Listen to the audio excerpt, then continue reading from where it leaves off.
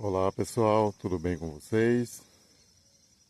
Pessoal, gravando aqui esse rio aqui, para estar mostrando para vocês como que tá a situação do rio aqui.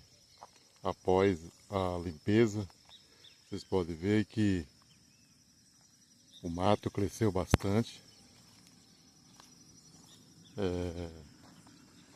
Em brevemente eles vão estar fazendo de novo a limpeza aqui. Não sei quando, mas vai estar fazendo. Beleza, pessoal? Eu vou estar mostrando ele inteiro aqui para vocês aí. Curta as imagens aí, pessoal.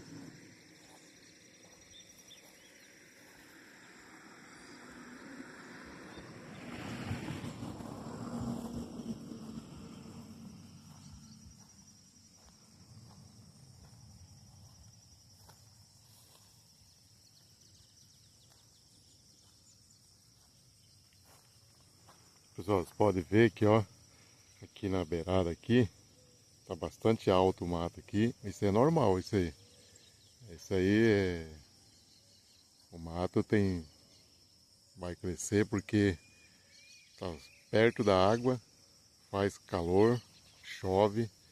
Esse dia aqui, na minha região aqui, choveu bastante. Então, é o motivo de estar crescendo. Beleza, pessoal?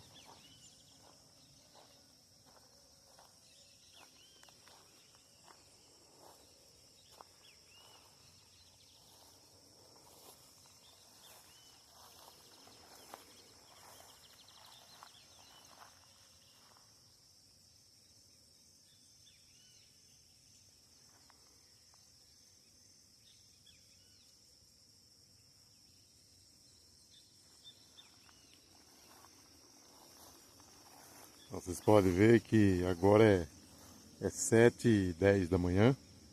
Ó, o sol já tá bastante alto o sol.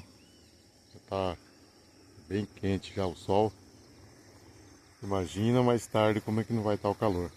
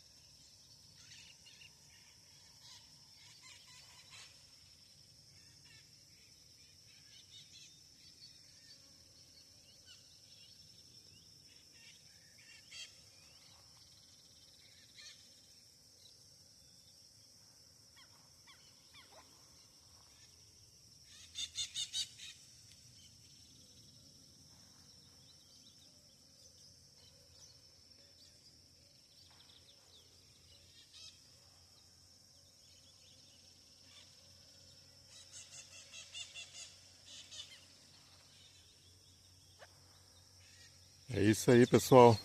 Mais um vídeo de rios, lagos e nascente, floresta e os animais.